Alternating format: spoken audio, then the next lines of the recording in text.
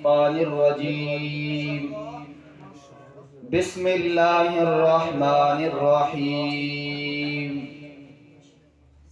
قال الله تبارك وتعالى في القرآن المجيد والفرقان الحميد محمد رسول الله والذين معه أشداء على الكفار رحماء بينهم قال النبي صلى الله عليه وسلم أصحابي كالنجوم صدق الله العظيم وبلغنا رسوله النبي الهاشمي الكريم ونحن على ذلك لمن الشاهدين والشاكرين والحمد لله رب العالمين۔ وطن تو آزاد ہو چکا، دل و دماغ ہیں غلام اب بھی۔ وطن تو آزاد ہو چکا، دل و دماغ ہیں غلام اب بھی۔ پیے ہوئے ہیں شراب غفلت یہاں پر خواص و عوام اب بھی۔ کسی پہ جام شراب جائز، کسی پہ پانی حرام اب بھی۔ غلط ہے تیرا یہ نعرہ ساقی، بدل گیا ہے نظام محفل۔ وہی شکستہ سی بوتلیں ہیں، وہی شکستہ سجام اب بھی۔ میرے انتہائی واجب الاحترام، قابل صد احترام، معزز مکرم محترم حضرات علماء کرام، حضرات اساتذہ کرام، میرے دل کے گہرائیوں میں بسنے والے جامعہ فرقانیہ کے نڈر بے باک بہادر طلباء ساتھیوں، آج مجھے جس عنوان پر آپ سے مخاطب ہونے کی سعادت حاصل ہو رہی ہے وہ ہے استقامت اور صحابہ کرام۔ سامعین عزیز وقار، اللہ رب العزت نے اپنے پاک کلام کے اندر ارشاد فرمایا، ان الذین قالوا ربنا اللہ ثم استقاموا، بے شک وہ لوگ جنہوں نے یہ کہہ دیا کہ اللہ ایک ہے، حاجت روا ایک اللہ ہے، مشکل کشا ایک اللہ ہے، دستگیر اللہ ہے، ثم استقاموا، پھر وہ اس پر ڈٹ گئے۔ اس ڈٹ جانے کے بعد حضرات صحابہ کرام کے راستے کے اندر جو تکالیف آتی ہیں ان کو گھروں سے بے گھر کر دیا جاتا ہے، انہیں ان کے بچوں سے جدا کر دیا جاتا ہے، ان کی بیویوں کو بیوہ کر دیا جاتا ہے، انہیں ان کے گھروں کو چھوڑنے سے مجبور کر دیا جاتا ہے۔ اللہ فرماتے ہیں انہیں کہہ دو ان بیویوں کے بدلے تمہیں جنت کے اندر حوریں ملیں گی، ان دنیا کے ساز و سامان کے بدلے تمہیں جنت کے اندر محلات ملیں گے۔ یہی وجہ ہے کہ پاک پیغمبر صلی اللہ علیہ وسلم کو ہر لمحہ تڑپایا گیا، آپ کو ستایا گیا، آپ کے راستے کے اندر کانٹے ڈالے گئے۔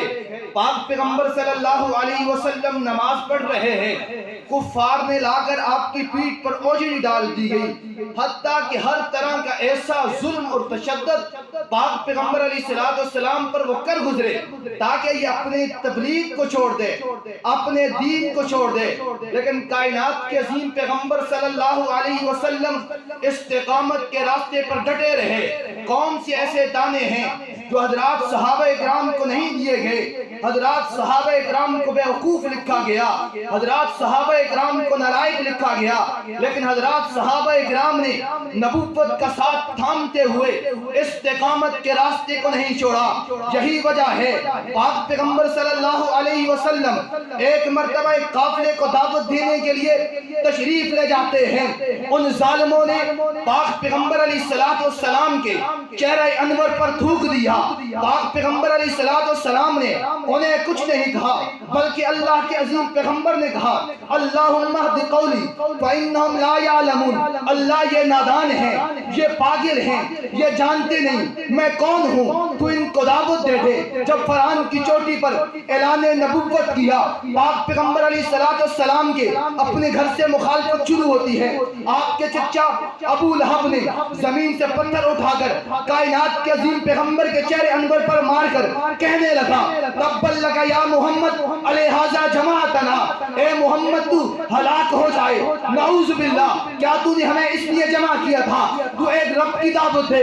اللہ کے عظیم پیغمبر خاموش ہے، اپنی نبوت والی آنکھیں آسمان کی طرف اٹھائیں. غیرت خدا بندی جوش میں آتی ہے. اللہ فرماتے ہیں جبریل جاؤ، جا کر اعلان کر دو ہلاکت محمد کے لیے نہیں بلکہ ہلاکت ابو لہب کے لیے. سامعین ذی وقار، جناب عائشہ صدیقہ رضی اللہ تعالی عنہ فرماتی ہیں میں نے ایک مرتبہ کائنات کے عظیم پیغمبر علیہ السلام سے پوچھا، اے کائنات کے عظیم پیغمبر، آپ کو کس راستے پر سب سے زیادہ ستایا اور تڑپایا گیا؟ توجہ کیجئے، بہت عجیب جملہ عرض کر رہا ہوں. پاک پیغمبر فرماتے ہیں اے عائشہ، مجھے کس راستے پر ستایا اور تڑپایا نہیں گیا، لیکن طائف کے میدان کے اندر ان ظالم اور بدبختوں نے میرے پیچھے چھوٹے اور شریر بچوں کو لگایا. وہ مجھ پہ پتھر مار رہے ہیں، میں گر جاتا ہوں، پھر مجھے وہ اٹھاتے ہیں، پھر پتھر مارتے ہیں، میں پھر گر جاتا ہوں. وہ پھر پتھر مارتے ہیں، میں پھر گر جاتا ہوں. وہ پھر مجھے اٹھاتے ہیں، حتیٰ کہ ان ظالموں نے اتنا ظلم کیا.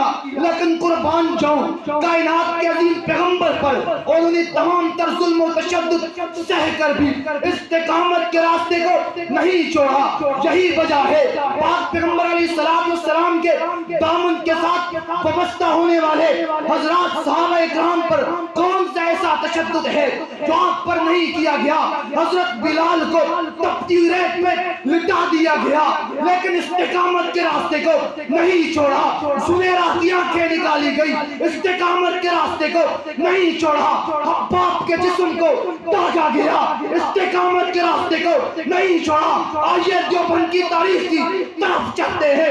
امام احمد بن حنبل کو دیکھیے، امام ابو حنیفہ کو دیکھیے، امام شافعی کو دیکھیے، اعظم طارق کو دیکھیے، عیسیٰ کو دیکھیے، حیدری کو دیکھیے، حق نواز کو دیکھیے. تمام تر ظلم و تشدد سہ کر بھی انہوں نے استقامت کے راستے کو نہیں چھوڑا. آج شہید دعویٰ ہم بھی کر رہے ہیں، تمام تر تکالیف کو سہ جائیں گے، تمام تر ظلم و تشدد کو سہ جائیں گے، لیکن استقامت کا دامن نہیں چھوڑیں گے. انشاءاللہ نہیں چھوڑیں گے. حضرات صحابہ اکرام نے نبوت کا ساتھ دے کر یہ ثابت کیا کہ جس راستے پر چلو پھر ڈٹ جاؤ، ایسے ڈٹو کٹ بھی جاؤ، لیکن استقامت کے دامن کو نہ چھوڑو. آج آخر میں یہی پیغام دے رہا ہوں. ہم آج جس منصب پر ہیں، آج ہم جن دینی مدارس کے اندر ہیں، ہماری یہ ذمہ داری بنتی ہے کہ ہم ان مدارس سے علم اور دین سیکھ کر میدان کے اندر جائیں، ان کفریہ طاقتوں کا مقابلہ کریں جو آج دین اور اسلام کے خلاف یکمشت ہو کر میدان کے اندر اتر چکی ہے. آج میں آپ کو آخر میں یہی پیغام دیتا ہوں کہ شیر مجاہد ہوش میں آ، تعمیر خلافت پیدا کر. کیوں فرقے ہوتا ہے؟ اب ایک جماعت کو پیدا کر تو بھی ترقی دنیا میں، اسباب تجارت پیدا کر، قارون کی دولت ٹھکرا دے، عثمان کی دولت پیدا کر. اسلام قدم تو بڑھتا ہے، پھر کفار سے کیوں تو ڈرتا ہے؟ یا تو اسلام کا نام نہ لے یا شوق شہادت پیدا کر، پھر دل سے یہ کہہ کے رہا گھبرائے نہ، حالات بدلنے والے ہیں. جو کانٹے بن کر آئے تھے وہ لمحے ٹلنے والے ہیں. مظلوموں نے شولوں کی ردائیں پہنی ہے، یہ جال کفسڑ یہ کرنے والے ہیں.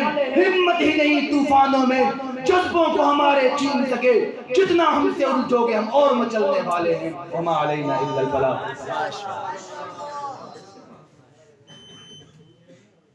ماشاءاللہ یہ تھے محمد طفیل صاحب جو کہ آپ کے سامنے اپنے خیالات کے اظہار کر رہے تھے. اب میں نعت کلام کے لیے دعوت دے رہا ہوں محمد معاویہ کو کہ وہ آئے اور اپنے خیالات کی